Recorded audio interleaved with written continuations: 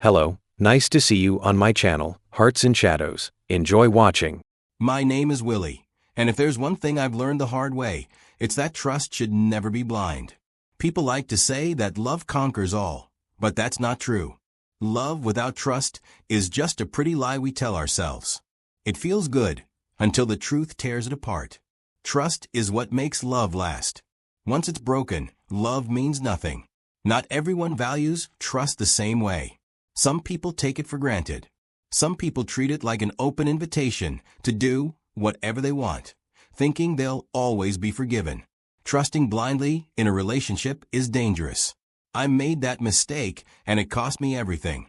I started dating Teresa properly when I was 20, and she was 18. We were high college sweethearts, and everything felt perfect. We prided ourselves on figuring out life together, tackling the future as a team. While other people our age were still trying to find themselves, we thought we had it all figured out. We dated for 3 years, and at 23, I asked her to marry me. She said yes without hesitation. Some people told us we were rushing, that we should enjoy our youth a little longer before settling down. But we ignored them. It felt right. For the first couple of years, things were great. We built a home together, had our routines, and supported each other's dreams. But afterwards, Teresa started showing interest in things she never cared about before: partying, clubbing, going out for girls' nights. I get it, people evolve, their interests change. But when you're married, you don't just wake up one day and start acting like you're single again. You grow together, not apart. Then came the first real disagreement. One night, out of nowhere, Teresa brought up the idea that we should spice things up. At first, I thought she meant in our relationship, trying new things, maybe taking a trip together. But no, she was talking about lifestyle changes. More nights out, more parties, more fun. I told her straight up that I didn't like the idea of a married woman chasing the kind of fun that's meant for people who don't have commitments. It didn't sit right with me. She laughed it off, called me too rigid, like I was some old man who didn't understand how to enjoy life. I remember sitting there, watching her, feeling like I was the only one who realized how dangerous this path could be. I thought she dropped it. I really did. But here's the thing. When someone truly wants something, they don't just let it go. And I should have known she wasn't letting it go. One Friday night, I came home late from work, unlike other days. But when I walked through the door, the house was quiet. I called out my wife's name, but there was no response. My heart started to race a little. It wasn't like her to not be home when I came in. I grabbed my phone and called her. The phone rang a few times before she picked it up.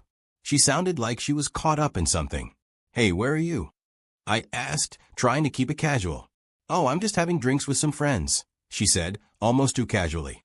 It didn't sound like she was telling me the full story. But I didn't want to jump to conclusions, so I just let it go. I said, "All right, well, I'll see you when you get back." A couple of hours went by, and I kept myself busy. But by the time it was well past midnight, I was worried. I tried calling her again, but it went straight to voicemail. I could feel the unease growing. Around 2 a.m., she finally stumbles in. I could smell the alcohol on her. She wasn't even walking straight. It was like she had no idea what time it was or what was going on. I stood there, just staring, trying to make sense of what I was seeing. "Where the hell have you been?" I asked, my voice calm, but I could feel the anger building inside me. She just muttered something about how she was sorry, but she didn't seem to know what she was apologizing for. I helped her to the bedroom, but she was so far gone that she couldn't even stay awake. I was pissed, but I just let it go for the night. She needed sleep, and I wasn't going to get anything out of her while she was drunk. The next morning, I woke up to find her still passed out. I went about my usual routine, had my coffee, checked my emails. When she finally woke up, I knew we needed to talk. I sat her down. "We need to talk about last night," I said, my tone firm. She was still groggy, but she quickly sat up, realizing this wasn't going to be one of those brush-it-under-the-rug moments. "I waited for you to come home," she started, her voice slow, still a little hungover. "But when you took too long, I just decided to go out with some friends." I stared at her. "That explanation makes no damn sense," I said, my voice rising just a little. "You text or call me. You just went off and did whatever. Damn, well, that's not how this works. She got defensive, just like I expected. She started to say stuff about how it was no big deal, how it was just a night out with friends. But the more I pushed, the more she dodged the responsibility. I wasn't having it. I took a deep breath, trying to stay calm, and then I laid it down for her. Listen, Teresa. These kinds of things destroy marriages. The trust gets broken, and when that happens, it's hard to come back from. You can't just act recklessly. She stared at me for a long time, and I could see the guilt in her eyes, but she didn't say much. Then, finally, she nodded as if she understood. I get it, she said quietly. I won't do it again. I promise. But I wasn't sure if she really got it. And to be honest, I didn't feel like she was owning up to it. I wanted to believe her, so I decided not to push her further. We didn't talk about it anymore that day. I didn't know it at the time, but that was just the beginning of everything going downhill. 8 months after we'd had that huge conversation about boundaries, trust, and what we were both comfortable with, I honestly thought things were good. I thought my wife, Teresa, had gotten the message. But one evening, she came to me and told me about a birthday party she was planning to attend. It wasn't just any random party. It was her childhood friend's birthday. The friend had asked Teresa to help out with the party, and as usual, she was all in, eager to pitch in. Now, I knew this childhood friend, and I didn't have any reason to doubt the situation.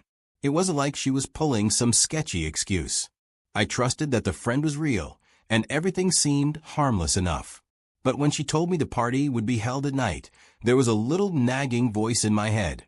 You see, this wasn't going to be some afternoon gathering. No, it was a night party. I wasn't thrilled about it. I knew we talked about not really doing the whole clubbing, late-night partying thing anymore, especially after what had happened before. But at the same time, I didn't want to seem like the guy who was always controlling what she could and couldn't do. So, I told myself I'd trust her this time. After all, she had assured me she wouldn't pull anything like she did before. Deep down, I wasn't entirely comfortable, but I swallowed it and let her go. As she got ready that evening on the day of the party, Teresa casually mentioned, almost offhandedly, that she was thinking of sleeping over at her friend's place after the party. My gut reaction was almost immediate. I shot that down hard. I didn't even think twice about it. I was like, no way. Absolutely not. But then, she pushed back a little. It's not a big deal, Willie. Everyone's going to be there. It'll be fun. We went back and forth a little. Finally, after what felt like hours of us going around in circles, we came to a sort of compromise. I would pick her up at 11 p.m. Now, let me be clear, I hated that arrangement. Every part of me wanted to tell her to just stay home, but I also didn't want to come off as some paranoid control freak. So I agreed. That night, as the clock ticked closer to 9 p.m., I tried to catch up with some of the books I've not read in a while. After a while, I decided I needed to do something. I figured I'd take a trip to the mall, get some fresh air, walk around, and clear my head before heading to pick her up. But when I got there, the mall was already closed. It was 10 p.m.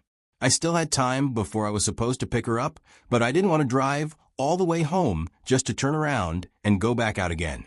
So, I told myself I'd just swing by the party. I didn't expect anything crazy. And, well, that's where things went from bad to worse. I pulled up to the party. The music was blaring even from outside. I debated sending my wife a text, telling her I came a bit early, but then I thought, what's the point? I am already here. As soon as I entered the house, the first thing that hit me was the smell, alcohol, and sweat mixed with cheap cologne and perfume. People were milling about everywhere, some on the couches, some standing by the bar in the corner, and there were even more people in the kitchen. After seeing how packed the party was, I needed to know where Teresa was, and I didn't plan on wasting time. I spotted the birthday girl near the front of the room. She looked happy, a bit tipsy, and I figured I'd ask her. We exchanged pleasantries, and I got straight to it. Hey, have you seen Teresa? I'm here to pick her up. She smiled, half distracted, and said, Oh, she was just here. She went toward the living room. I nodded and made my way through the crowd. I asked a girl standing near the living room if she had seen Teresa. She didn't hesitate before saying, Oh, she went to the restroom. All right, that made sense. So, I headed down the hall toward the restroom.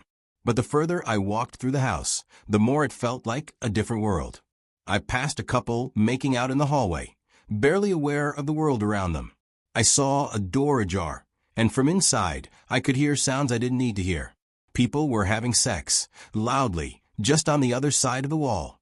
But I kept my head straight, blocking it all out. All I wanted was to find my wife and get the hell out of there. I got to the restroom, and there was no sign of Teresa. I stood there for a second and decided to check the backyard. It was a gamble, but I figured it might be quieter back there, and maybe I'd spot her. I made my way through the back door and into the yard. That's when I saw two figures standing in the dim corner of the yard, tangled together. My mind went blank for a second. I didn't know what I was seeing, but I knew one thing for sure. I never thought, not for a second, it would be her. And then I heard her softly moan. It was unmistakable. I froze. I knew what I was hearing, what I was seeing, and yet my brain couldn't fully process it. I didn't know when I called her name. Teresa. She immediately jumped away from the guy she was with. Her eyes went wide, and her face flushed with the most intense shame I'd ever seen. For a moment, she just stood there, not knowing what to do, not knowing how to fix what she had just been caught doing. I turned around without another word and left. I wasn't going to stick around to hear the excuses, the explanations. She had already made her choice. Teresa didn't come home until hours later. I didn't care who dropped her off, whether it was her friend or the guy she'd been with. It didn't matter anymore. She stepped inside, but the moment she opened her mouth to speak, I stood up, grabbed my phone, and picked up the books I'd been reading earlier. Without a word, I walked straight to the guest room. I wasn't going to sit there and listen to her excuses. The next morning, I left for work earlier than usual. I didn't want to deal with her, and I couldn't stand being in the same house. For the next week, I barely acknowledged her existence. She called. She texted. She blamed everything on the alcohol, said she didn't know what happened, and promised she'd never go to a party again without me. I wasn't buying it. I didn't care for the apologies or the promises. It wasn't just the party. It was everything that led to it. I finally responded to one of her messages, just one, and I kept it simple. I warned you. I told you that kind of fun comes with problems. That week was tough, but I was done. One evening, I called her to talk. I wasn't sure what I was expecting, but I knew what I had to say. I looked her straight in the eye, and I told her, let's end this. Her face went pale. She begged me, swore she would change, said she couldn't live without me. But I already knew what my answer was. My mind was made up. The trust was gone, and once you lose that, it's impossible to get it back. I wasn't going to live the rest of my life like that, always wondering, always doubting. I was too young to be stuck in a relationship that left me questioning everything. And deep down, I knew I would never see her the same way again. The sobs, the pleading, it didn't move me. I walked away from her, and I didn't look back. I went to bed that night, staring at the ceiling, replaying everything that had led up to that moment. I thought about how we had gotten here. But in the end, I knew I couldn't fix what was already broken. I reflected on all of it. That night, I made peace with the decision. There was no turning back now. If there's one thing I've learned from everything that happened, it's this. Love isn't enough. Yeah, I know it sounds cliché, but it's the truth. Love can be the foundation, sure, but trust is what keeps everything standing strong. Once that trust is gone, whether through a mistake or betrayal, nothing is ever the same. You can love someone with all your heart, but if you can't trust them anymore, that relationship starts to crumble. You'll always question their every move, their every word. And believe me, once trust breaks, it's nearly impossible to rebuild it to the way it was before. So let me share my major takeaways from this whole experience, just in case it helps anyone out there who's watching. First, if your partner starts craving that single lifestyle again, take it seriously. You know what I mean, going out, partying, staying out late, doing things they didn't care about when you first met. That's a red flag. Maybe at first, it seems innocent, like they just want to have a little fun. But when it becomes a habit, that's when it starts messing with the balance of your relationship. Teresa wanted to act like she was still in her 20s, living carefree, like we were still in high school. And I should have seen it coming. I should have addressed it sooner, because once someone starts pulling away from what you built together, it's a slippery slope. Second, never ignore your gut feeling. I felt something was off when she started going out more. I had a feeling in my gut that she wasn't being entirely honest with me about what she was doing or where she was. I should have trusted that instinct. Your gut doesn't lie, and I ignored mine. Trust yourself when something doesn't feel right. If something feels off, there's probably a reason for it. And now, I'm at a point where I don't know what's next. I have no idea where things will go from here, but I do know that it's important to have these lessons in mind. Relationships are built on trust, communication, and respect. Without those, love doesn't stand a chance.